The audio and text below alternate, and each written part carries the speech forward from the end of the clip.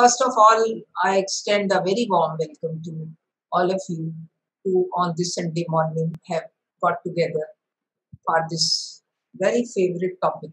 To my mind, this raises self-esteem of all Indians. This kind of research and this kind of art.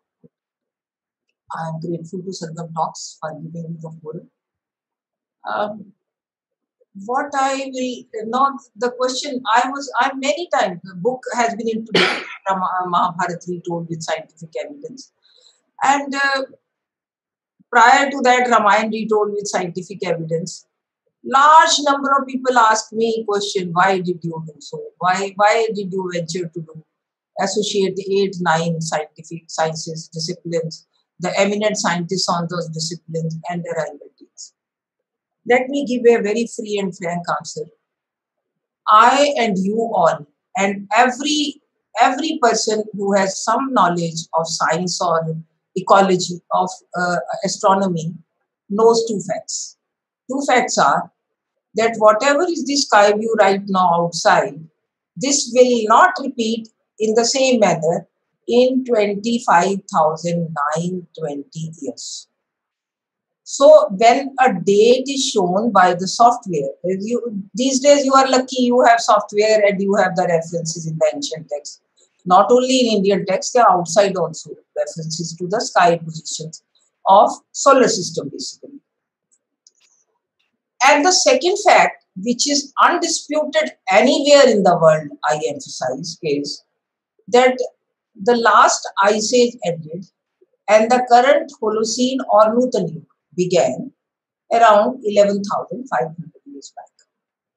Now, so two facts are very clear that if you are reconstructing anything scientifically, whether of India, China, Egypt, Mesopotamia, Italy, Yunnan, wherever, this must fall within these two parameters.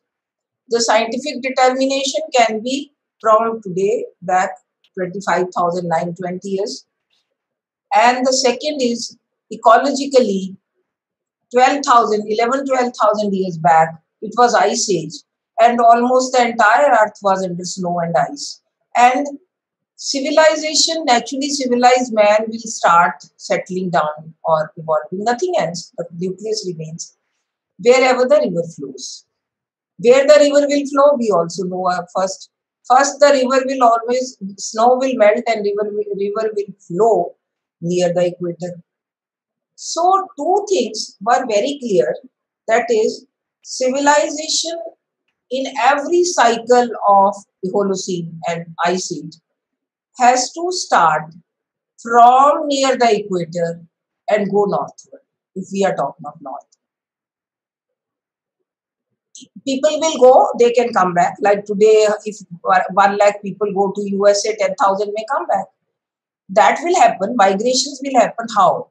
The earlier settlement will be near the equator, and then slowly populations will multiply, waters will dwindle because Himalayas are not flowing in South India or Sri Lanka or South Africa, like that.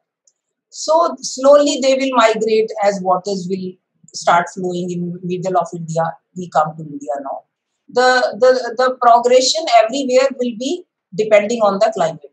It is not needed that an African man should go everywhere. Nucleus can be only at one place. Climatic conditions, similar climatic conditions give rise to similar flora and fauna. I think that's why, and then that can happen at many places simultaneously. Now, with these two background facts, and all the time this thing bothering me that why India has no history, why in 1500 BC Indians should be uncivilized and some Aryans should come from outside.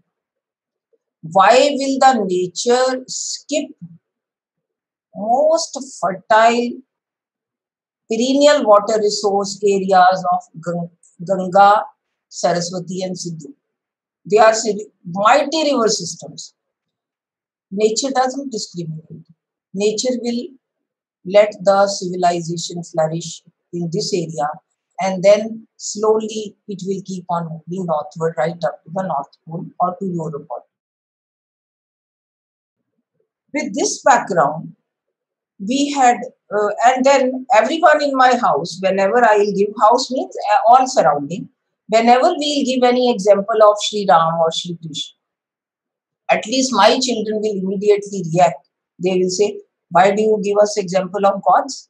We are humans. You tell us what the humans did, then we'll follow anything. This was universal. So an obsession got into my mind. Obsession was, how can I know scientifically? I had no bias. Till the turn of this millennia, I had no bias. I had also read in the school that these are probably mythological, Ramayana and Mahabharata. But then I thought there should be some foolproof scientific methods to know whether they are history or they are mythology, whether Ram and Krishna came to earth as Nar, and because of their extraordinary, great, noble actions, they became Narayan, Narse Narayan. What is the truth? I was in search of truth.